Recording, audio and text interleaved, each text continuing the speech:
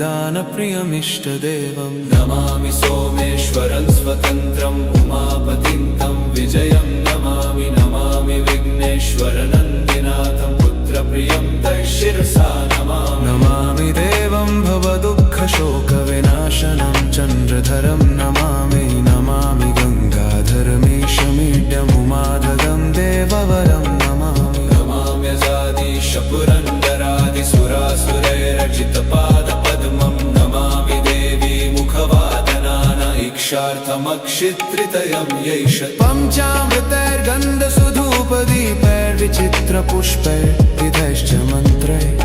अन्नप्रकारैः सकल